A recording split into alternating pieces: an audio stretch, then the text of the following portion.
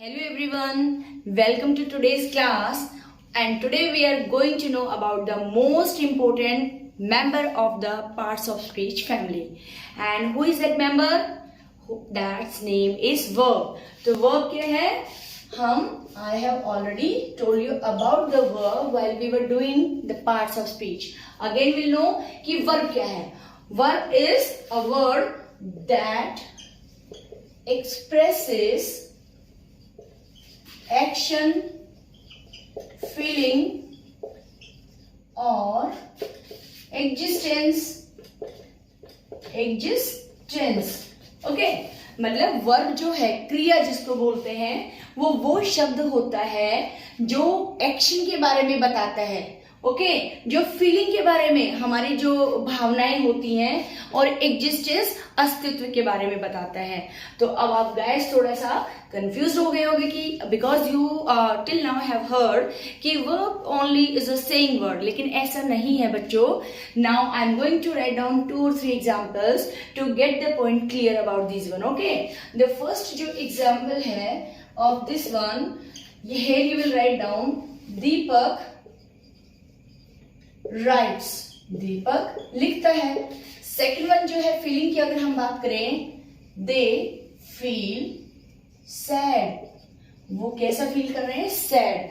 Third one जो है महात्मा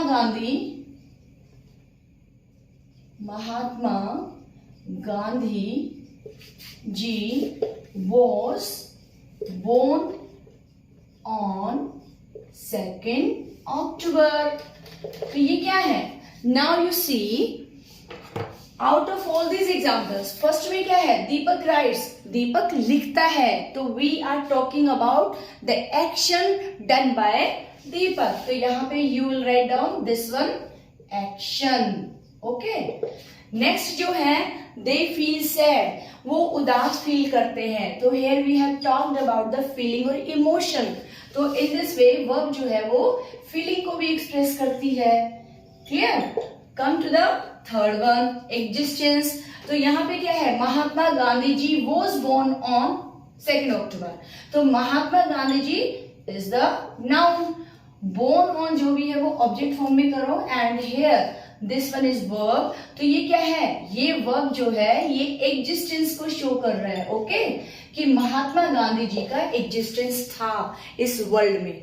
तो here guys, I think you will very well know about this definition, about the verb. Okay, now I want to tell you about something very special.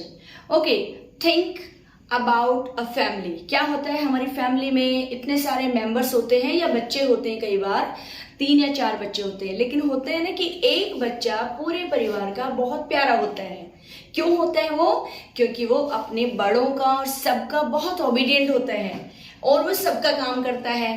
और इसी तरह से verb क्या करता है इस फैमिली में? वर्ब सबसे प्यारा और सबसे लवली चाइल्ड है इस फैमिली का, क्योंकि वो सबका काम करता है. उससे हमें पता चलता है कि कोई क्या काम कर रहा है. क्लियर? तो दैट्स वाई मैं आपको थोड़ा सा बहुत ही इजी वे में इसको बताना चाह रही थी. तो ये याद रखना है बच्चों कि वर्ब जो है वो हमारी इस फैमिली का पार्ट ऑफ स्पीच का is the loveliest child and most important. Means the elements of grammar are the building blocks of writing. Out of all these elements, the verb is the most important. यानी verb के बिना जो है we cannot imagine the existence of this family and or sentence. हम sentence बना ही नहीं सकते. Now I will tell you about the types of verbs. Verbs को जो है वो many types में उसको describe किया गया है. तो here I will write down the types of verb. तो actually 4 types are there. One is transitive verb. Okay. Another one is intransitive verb. Okay. Intransitive verb.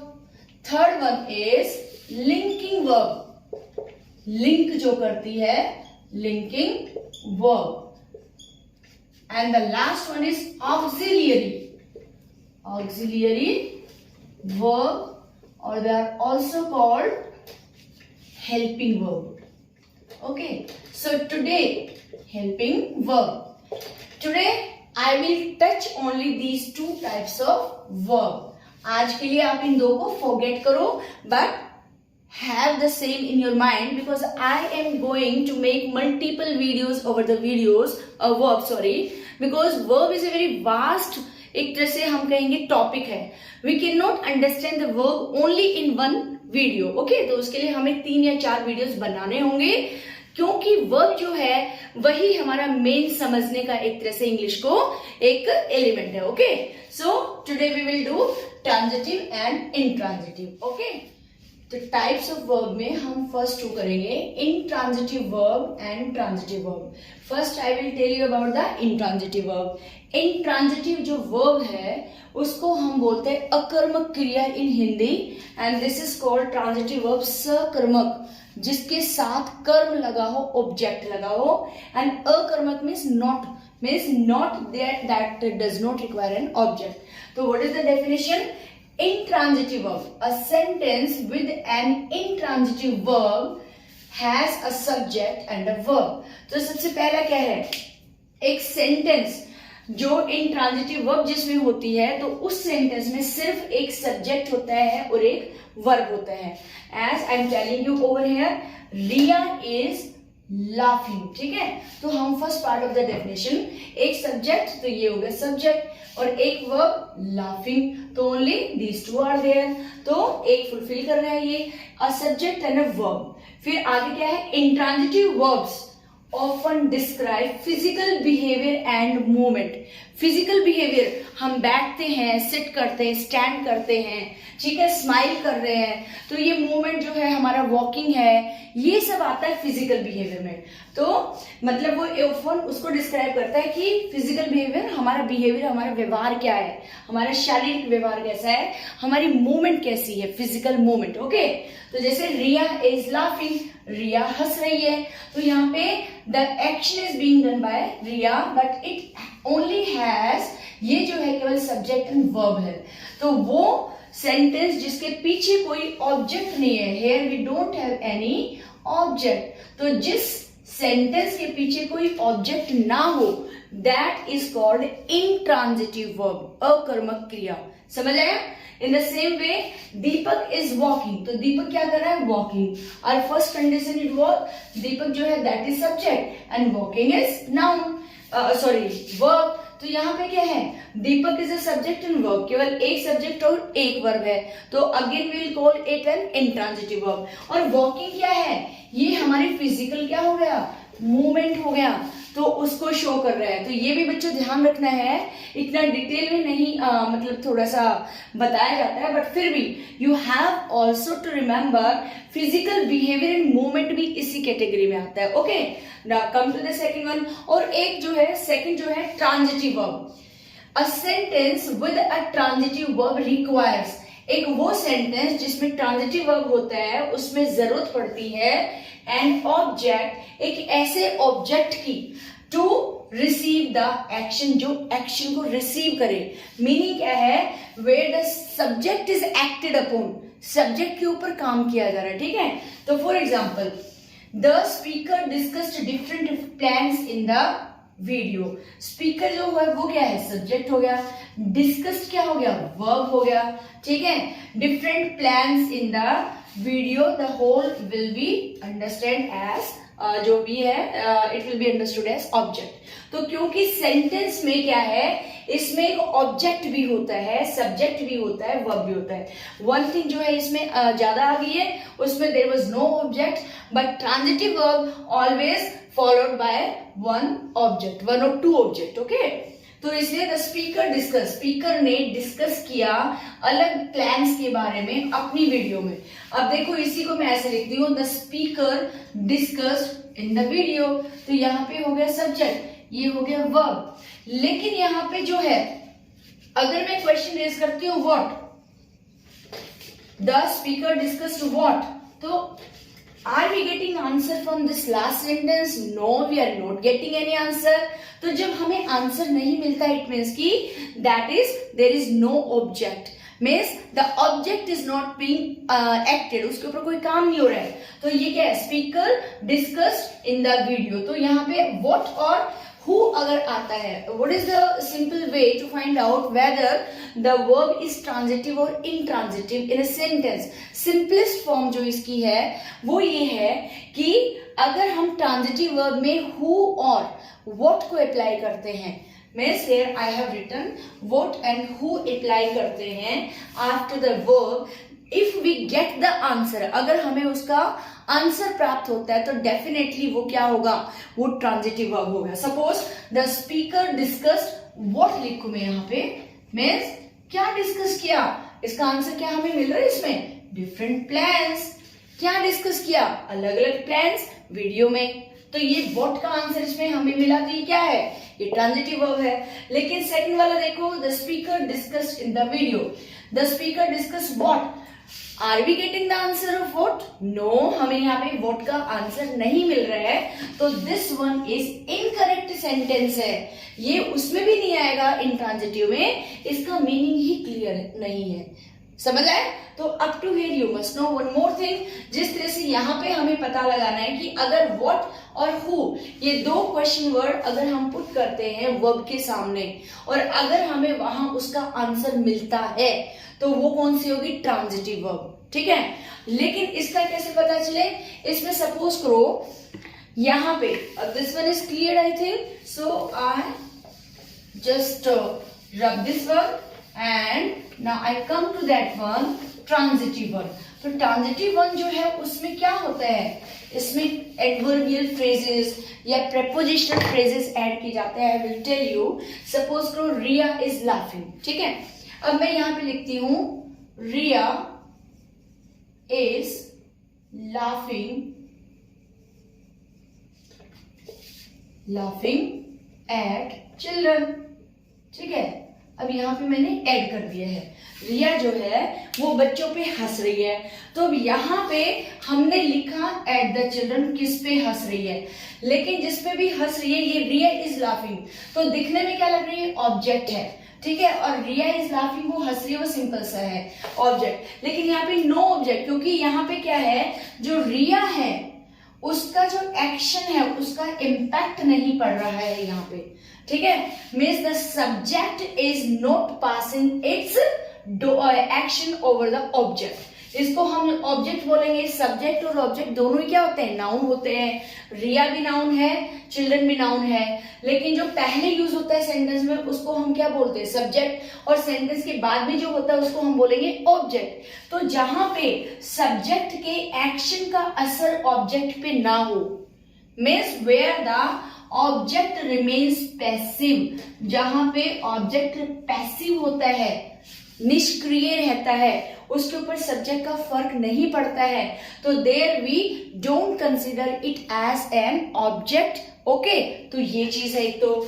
और दूसरा अगर हम ये करें कि अगर मैं इसी को करूं कि रिया इज लाफिंग, लाफिंग वर्ड वैसे भी लाउडली होता है but suppose is laughing loudly. मैंने क्या वर्ड डाला है यहाँ पे? लाउडली. और ly वाले जितने भी हैं वो एडवर्ब्स में again you will get to know this one is adverb. ठीक है. ये क्या है? ये एडवर्ब है. तो जहां पे हम एडवर्ब हमने ऐड किया, only what we have added here? Adverb. तो क्या बना? Riya is laughing loudly. तो रिया कैसे हंस रही है? मीन्स ये किसका आंसर दे रहा है? हाउ का आंसर दे रहा है. कैसे? तो अगर हम Riya is laughing how, answer will get what? Loudly, जोर से हंस रही है. तो जहां पे हाउ का आंसर मिले, समझ आ रहा है? जहां पे हाउ से आंसर मिले तो definitely that is means intransitive verb. और उसमें ना ऑब्जेक्ट जो है वो डायरेक्ट ऑब्जेक्ट होता है. I will also tell you about the direct object and indirect object. इसी तरह से सपोज करो if I am writing over here the another one Deepak is walking, इसी को मैं कुछ और आगे ऐड करती हूँ. Deepak is walking. इतना था. तो इसका तो हमने बोला कि here is subject, walking is what? Object. अब मैं ये लिखूं टू द ऑफिस। कहाँ जा रहा है? तो इसका जो क्वेश्चन है वो क्या बना? हालांकि माना तो ये भी ऑब्जेक्टिव जाएगा, but which type of objective does it? तो हम कहेंगे दीपक इज वॉकिंग वेयर। यहाँ पे क्या लगाना पड़ा? Walking where. वेयर का answer we are getting yes. कहाँ जा रहा है? ऑफिस में जा रहा है। तो जहां पे मैंने अभी आपको बोला फर्स्ट वॉज हाउ, मैनर को बताता है, दूसरा बना वेयर, वेयर को बताता है। तो ये जो है ये एडवर्बियल फ्रेज होती है। एडवर्ब जहां पे लगाया हमने, तो adverbial phrase and prepositional phrase are used just to add या जस्ट टू एक तरह से means add in the meaning of the sentence. वो उसको और हमें इंफॉर्मेशन देते हैं। They just give us the information. समझ में आया बच्चों? थोड़ा सा इसको वर्ब को आपको समझने की जरूरत है, ट्रांजिटिव और इनट्रांजिटिव का इन इंग्लिश। ओके, सेम है, सेम पैटर्न फॉलो होता है as in Hindi, the same as in English. Okay, तो यहाँ पे क्या है? Deepak is walking to the office. तो हाउ, तो sorry where he is walking to the office, we are getting the answer. So to know the answer whether the verb is a transitive verb or intransitive verb, क्या वो transitive verb या intransitive verb, तो हमें इन questions को mind में रखना है कि अगर हाउ का आंसर मिल रहा है, अगर वेयर का आंसर मिल रहा है, और मैं एक चीज और बोलूंगी, अगर whom का आंसर मिल रहा है, तो वो डेफिनेटली क्या होता है? Intransitive verb. लेकिन अगर आता है कि व्हाट, ठीक है, व्हाट क्या डिस्कस किया एंड हु किसने डिस्कस किया, वो होता है transitive verb. Okay, now come to the one more sentence. तो here suppose I am writing she is giving an apple to me, ठीक है? तो she is giving an apple to me, या सीधा बोलो she is giving something to me, whatever it is। तो यहाँ पे हम कहेंगे कि एक तो she हो गया, who, to whom she is giving, me, किसको दे रही है? तो यहाँ पे whom का आंसर आया, ठीक है? तो whom जो है वो means she is giving to whom, she is giving to me।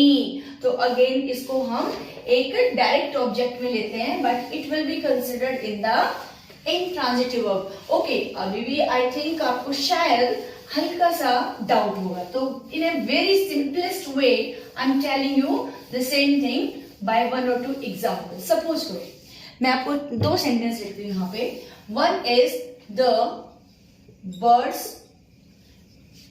Fly in the sky. Okay, in the sky हो गया, एक ही सेंटेंस हो गया। दूसरा है that is the dogs are barking in the street. अब देखो एक चीज यहां पे आपको और क्लियर हो जाएगा। द बर्ड्स क्या है? That is subject. फ्लाई क्या है? That is verb. In the sky क्या है? ऑब्जेक्ट। लेकिन ऑब्जेक्ट होने के बावजूद भी ये इनट्रांजिटिव वर्ब होगा, अकर्मक क्रिया होगी। क्यों? क्योंकि the birds fly in the sky, पक्षी आकाश में उड़ रहे हैं। तो एक बात बताओ, सिंपल सी बात, वेरी सिंपल फॉर्म में, कि पक्षी जब आकाश में उड़ते हैं तो क्या पक्षियों के एक्शन का इंपैक्ट आकाश पे होता है? Is there any change in the sky when they fly? जब वो उड़ते हैं तो क्या उसमें कोई मतलब चेंज होता है आकाश में? No, there is no change at all, बिल्कुल भी चेंज नहीं होता। अगर हम इसकी पैसिव वॉइस बनाएं तो क्या ये बन सकता है? द जो भी है sky is phloem by the bird. It's very funny, sky को पक्षियों के द्वारा उड़ाया जा रहा है, नहीं उड़ा सकते। Means there is no impact over the sky when the birds fly. Okay, second देखो, द डॉग्स आर बार्किंग। तो यहां तक भी हम कहेंगे कि इंट्रांजिटिव है, क्योंकि subject again verb, no other thing. But here we have applied the object. तो ऑब्जेक्ट भी किस तरह का है?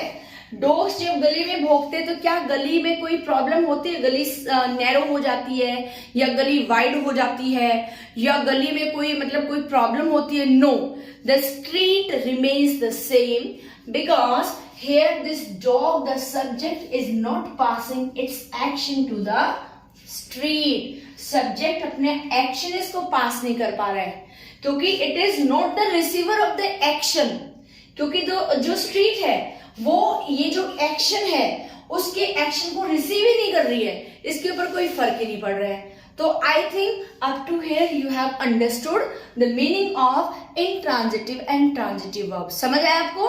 तो एक तो ये याद रखना है कि वर्ब जो है it is not only use for the action word, acting, जो भी हमारा सेइंग वर्ड या एक्शन वर्ड है, ये फीलिंग के लिए भी आता है, एग्जिस्टेंस के लिए भी आता है। तो that's why in my previous video I tell कि जब हम वर्क करेंगे then I will tell you कि ये सिर्फ एक्शन वर्ड नहीं है, ये फीलिंग को भी एक्सप्रेस करता है। This also expresses our existence and so many other things.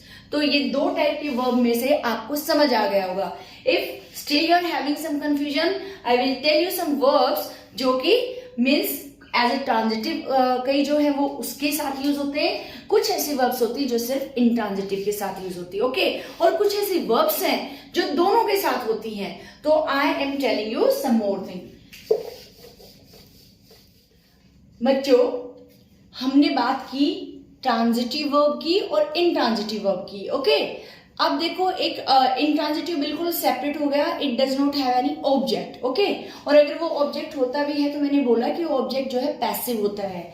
लेकिन नेक्स्ट जो है ट्रांजिटिव जो था, ट्रांजिटिव जो वर्ब है उसमें कई बार क्या होता है, ऑब्जेक्ट तो होता है इसमें, but sometimes it contains two object, ठीक है। ट्रांजिटिव में समटाइम्स टू ऑब्जेक्ट्स आ जाते हैं। तो जब ट्रांजिटिव वर्ब में टू ऑब्जेक्ट्स आते हैं तो उसको हम बोलते हैं ditransitive verb, okay. Means when there are two objects in transitive verb, या आफ्टर बोल सकते हो आप, after transitive verb, then it is called what? Ditransitive verb, okay। Di का मीनिंग क्या होता है? जैसे है di plus transitive, di plus transitive. Di का मीनिंग होता है टू, दो, और ट्रांजिटिव तो हमें पता ही है। तो मीन्स जहां पे दो ऑब्जेक्ट होते हैं there we would call it ditransitive verb. This would be new for you क्योंकि हम केवल सिंपल वे में ट्रांजिटिव और इनट्रांजिटिव का पता है, तो ये भी होता है डाई ट्रांजिटिव, ओके। तो डाई ट्रांजिटिव का I am giving you one example, and what is that? My uncle gave me a wristwatch on my birthday, okay. तो इसमें क्या है, मेरे अंकल ने मुझे मेरे जन्मदिन पे एक रिस्ट वॉच दी। समझ आ रहे हैं? तो यहाँ पे देखो, my uncle is what? Subject हो गया, है ना। और गेव जो है व्हाट इज दैट? वर्ब हो गया। मी जो है ऑब्जेक्ट हो गया। अनदर रिस्ट वॉच क्या हो गया? ये एक अनदर ऑब्जेक्ट हो गया। तो two object have occurred here. समझ आ रहे हैं? और ये क्या है? On my birthday. इसको समझने के लिए ये क्या है? प्रेपोजिशन। और प्रेपोजिशन के साथ अगर दो और वर्ड आए हैं तो वो फ्रेज बन जाता है। तो इसको हम क्या बोलेंगे? On my birthday. It will call prepositional phrase. इसको हम बोलेंगे प्रेपोजिशनल फ्रेज। फ्रेज का मीनिंग क्या होता है? फ्रेज का मीनिंग होता है ग्रुप ऑफ वर्ड्स। तो यहाँ पे दो वर्ड्स इसके साथ आ गए, प्रेपोजिशन के साथ थ्री, तो prepositional phrase. Another one is adverbial phrase. एक होती है एडवर्बियल फ्रेज। जैसे प्रेपोजिशन आए तो एडवर्ब आता है, ठीक है, तो उसको एडवर्बियल फ्रेज बोलते हैं। तो इनका मीनिंग क्या होता है? ये दिखने में बच्चों भारी भरकम वर्ड्स लग रहे हैं, but their meaning is very simple. We can very easily find out from the sentence. अगर preposition along with that we are having two or more three sentence that is connected with this one, it would be prepositional phrase. In the same way, अगर adverb is there along with that it is connected with two or more words, it would be called adverbial phrase. What is the function of these two in a sentence? Actually both of these prepositional phrase and adverb phrase, they give us some more information about the subject in a sentence. Okay, now come to the object. कितने object हैं? 2 हैं. तो meaning क्या हुआ? Objects के भी कितने parts हो गए? इसके भी 2 टाइप्स हो गए. One is direct object. Okay, direct object. Another one कौन सा हो गया? Indirect object. Clear? Indirect object. अब कौन सा डायरेक्ट ऑब्जेक्ट है और कौन सा इनडायरेक्ट ऑब्जेक्ट है, ये हमें क्या पता? Okay, let's talk about this one. I am writing you first of all indirect object. ठीक है, इनडायरेक्ट ऑब्जेक्ट बेटा हमेशा रेफर्स टू द पर्सन. जो पर्सन है ना, first second third, I we my all these one जो भी हैं, इनडायरेक्ट कहलाते हैं. दिखने में क्या लगता है कि मतलब साइकोलॉजिकल हमें लगता है कि person should be the direct object, but ऐसा नहीं है, वो इनडायरेक्ट ऑब्जेक्ट है. This you have to learn by heart and keep in your mind. Another one है डायरेक्ट ऑब्जेक्ट. डायरेक्ट जो ऑब्जेक्ट है वो थिंग्स होती हैं. थिंग्स चीजों से संबंधित. समझ आ गया? मतलब दिमाग में रहता है कि थिंग्स तो इनडायरेक्ट होना चाहिए, हम अपने आप को प्रायोरिटी देते हैं, और इनडायरेक्ट ऑब्जेक्ट लेकिन उल्टा है. तो यहाँ पे मी जो है, नाउ यू कैन टेल कि मी यहाँ पे पर्सन से रिलेटेड है. ये कौन सा है? ये है इनडायरेक्ट ऑब्जेक्ट. और जो रिस्ट वॉच है वो चीज है, इट्स अ थिंग. तो वो कौन सा ऑब्जेक्ट है? डायरेक्ट ऑब्जेक्ट है. समझ आ गया? तो इस तरह से होता है. और नॉर्मली क्या होता है, सेंटेंस में जब हम यूज करते हैं तो इनडायरेक्ट ऑब्जेक्ट जो है वो डायरेक्ट ऑब्जेक्ट के पहले आता है. Clear up to here? तो ये था डाई ट्रांजिशन वर्ब के बारे में. और मैंने इसमें आपको 2 और वर्ड दिए, 2 terms the. One was prepositional phrase जिसको we have already used in the sentence on my birthday. Another one was adverbial phrase. Okay, now I will tell you the difference between the transitive and intransitive verb by a clear-cut differentiation by giving the example. Now see beta, after knowing all the definitions along with the examples, अब हम जानते हैं एक clear cut mean sum up form में कि क्या transitive होते हैं, क्या इंट्रांजिटिव होते हैं. ओके, तो यहाँ पे मैंने लिखा difference between transitive verb and intransitive verb. Okay, तो ट्रांजिटिव वर्ब में डाई ट्रांजिटिव वर्ब भी उसमें आता है. तो फर्स्ट सेंटेंस देखो, the driver stopped the car. Driver ने गाड़ी को रोका. The driver is what? It is subject. ठीक है, स्टॉप्ड द कार, स्टॉप्ड क्या हो गया? वर्ब. और द कार क्या है? ऑब्जेक्ट. तो ये सब्जेक्ट है, वर्ब है प्लस ऑब्जेक्ट है. तो कार को जब रोका तो कार के ऊपर इंपैक्ट पड़ा. Means the action taken by the driver is, जो भी है उसका इंपैक्ट पड़ा कार के ऊपर. तो ये क्या है? एक्टिव ऑब्जेक्ट हो गया. Means the subject is passing its action to the car. तो ये जो ऑब्जेक्ट है यहाँ पे जो है ये बोला जाएगा ट्रांजिटिव वर्ब कि ड्राइवर ने कार को रोका. लेकिन यहाँ पे ड्राइवर वर्ड यूज नहीं है. The car stopped. Car is subject and here we have only verb. There is no object. तो गाड़ी रुक गई, अपने आप रुक गई. ठीक है, नेक्स्ट है the boys fly their kites. The boys is again क्या? Subject. Fly is what? Verb. And their kites is what? Object. The boys fly their kites. जो बच्चे हैं, बॉयज हैं, वो अपने पतंग उड़ा रहे हैं. तो object is there. What is this? This is transitive. ठीक है, आगे आप इसको बढ़ा भी सकते हो. Boys fly their kites in the sky. यहां बढ़ा सकते हो, बट इन द स्काई क्या हो गया? It is again prepositional phrase क्योंकि यहाँ पे इन है. ठीक है, but see this side, birds fly. अगर आगे लगाना चाहो, एक्सटेंड करना चाहो मीनिंग को, कहाँ उड़ रहे, वेयर का आंसर लेना चाह रहे हो, इन the sky. Birds fly. Birds is what? Subject and fly is what? Verb. तो यहाँ पे क्या हो गया? Here we don't have any object. अगर ऑब्जेक्ट है भी इन द स्काई, तो स्काई जो है यहाँ पे जो ये सब्जेक्ट है, इसके एक्शन का असर स्काई पे नहीं होता. So it would be called passive यानी निष्क्रिय ऑब्जेक्ट है. ठीक है, तो यहाँ पे हो गया इंट्रांजिटिव. थर्ड पे आओ, open all the Windows. Open क्या है? वर्ब. विंडोज क्या है? ऑब्जेक्ट. अब आपको लग रहा होगा कि यहाँ पे सब्जेक्ट नहीं है, बट ये इंपेरेटिव सेंटेंस है. और इंपेरेटिव सेंटेंस में सब्जेक्ट अंडरस्टूड होता है कि किसी ने तो दरवाजा खोला होगा. यहाँ पे दरवाजा खोलो, means she opens the door या आई ओपन द डोर, तो वो सब्जेक्ट इसमें अंडरस्टूड छिपा हुआ हिडन फॉर्म में होता है। तो यहाँ पे वर्ब और ऑब्जेक्ट है, तो again what is this, transitive verb. लेकिन the show opens at 6 o'clock, यहाँ पे हमें यहाँ तक जानना है। The show is what, subject, here it is what, verb. लेकिन एट आ गया बेटा, एट क्या होता है, प्रेपोजिशन, एट के साथ में टाइम आ रहा है ना, प्रेपोजिशनल फ्रेज बोल देंगे इसको, तो again it's a passive verb. तो द शो ओपन्स, जो शो है वो शुरू हो गया है, ठीक है, कोई मूवी का जो भी है ओपन हो गया। फिर है ही ब्रोक द ग्लास, उसने ग्लास को तोड़ा। जब ग्लास को तोड़ा तो ग्लास के रूप में परिवर्तन हुआ, वो टूट गया, मीन्स उसके तोड़ने का, उसके एक्शन का जो असर है वो ग्लास पे हुआ। तो यहाँ पे क्या हुआ, he refers to subject and broke क्या बना, verb, and what is the glass, object। तो यहाँ पे सब्जेक्ट के एक्शन का असर ग्लास पे पड़ रहा है, तो ये ट्रांजिटिव वर्ब है। लेकिन यहाँ पे the glass is what, subject, object is what, verb, ठीक है। तो ग्लास टूट गया, अपने आप टूट गया, but it does not have any object, तो ये हो गया intransitive verb. Come to the next one, the students are playing football, students जो है फुटबॉल खेल रहे हैं। आर प्लेइंग, ये हेल्पिंग वर्ब हो गया, ये मेन हो गया, तो इसको हम सिंपली वर्ब लिखेंगे। फुटबॉल क्या हो गया, ऑब्जेक्ट हो गया।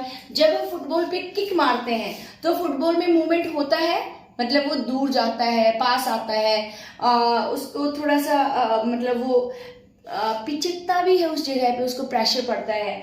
तो मीनिंग क्या है, यहाँ पे स्टूडेंट्स ने जब फुटबॉल के साथ खेला, किक किया, तो फुटबॉल का जो भी फॉर्म है फॉर ए मिनट उसकी मूवमेंट या उस चीज में फर्क पड़ा, तो ये ऑब्जेक्ट है, again it comes under transitive verb.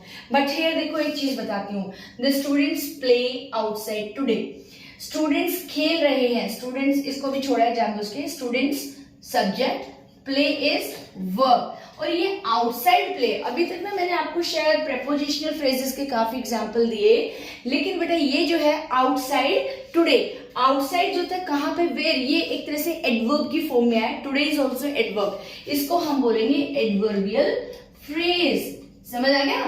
तो जहां पे एडवर्बियल फ्रेज या हमारा प्रेपोजिशनल फ्रेज यूज होता है, वो उसके मीनिंग में कुछ ऐड करते हैं, हमें कुछ और इंफॉर्मेशन देते हैं। तो स्टूडेंट्स खेलते हैं, लेकिन स्टूडेंट्स क्या खेलते हैं, football, football is what, object. तो ये आपको, I think now you will know, you have known all the things very well about the transitive or intransitive verb.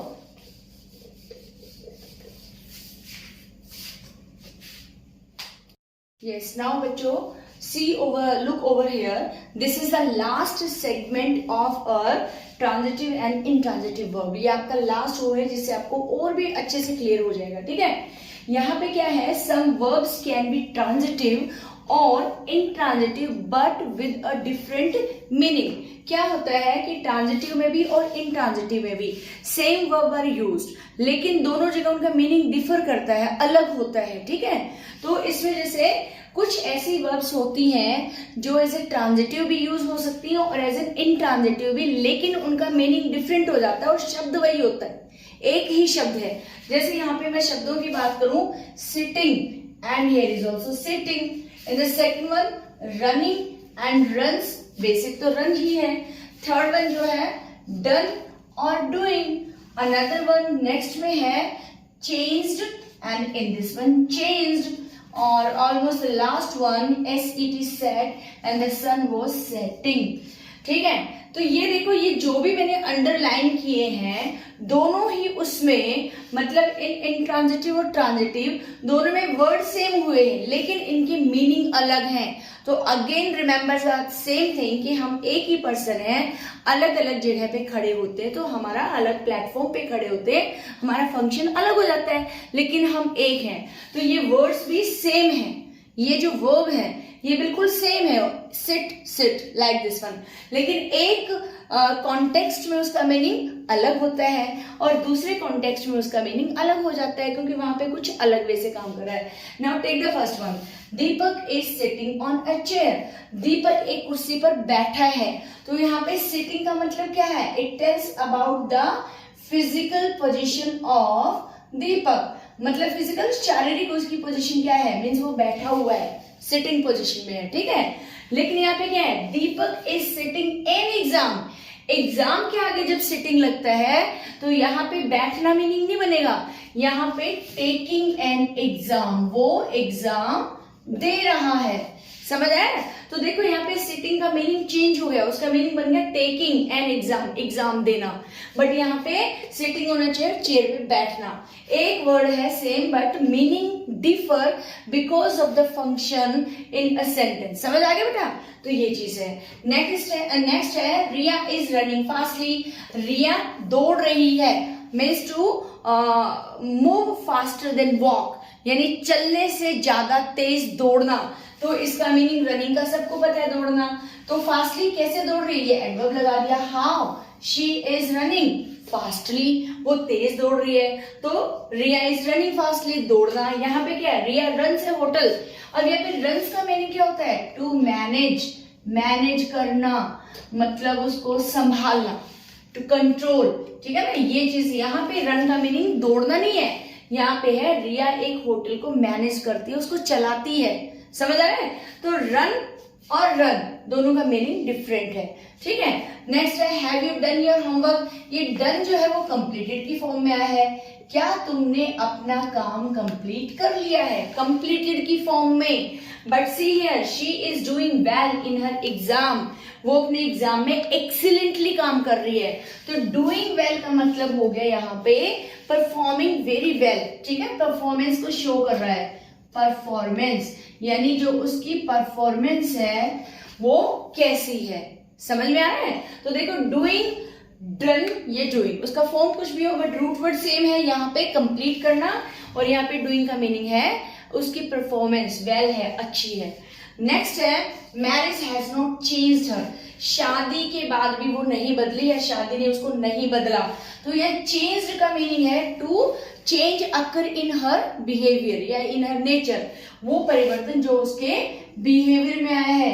Change in nature, उसके स्वभाव में अभी भी कोई फर्क नहीं आया, वो वैसे ही है। तो यहाँ पे चेंज का मीनिंग चेंज इन नेचर, स्वभाव में। लेकिन यहाँ क्या है, the area changed greatly in the last decade. जो डेकेड होता है बेटा, डेकेड का मीनिंग क्या है, साथ साथ ये भी देखो, decade is a period of 10 years। जो 10 सालों का पीरियड होता है ना, पीरियड ऑफ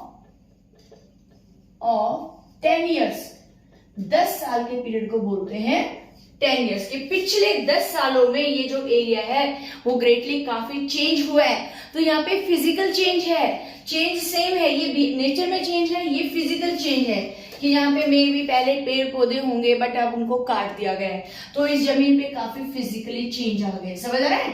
तो देखो मीनिंग बिल्कुल डिफर कर रहा है बट वर्ड जो है वो सेम है।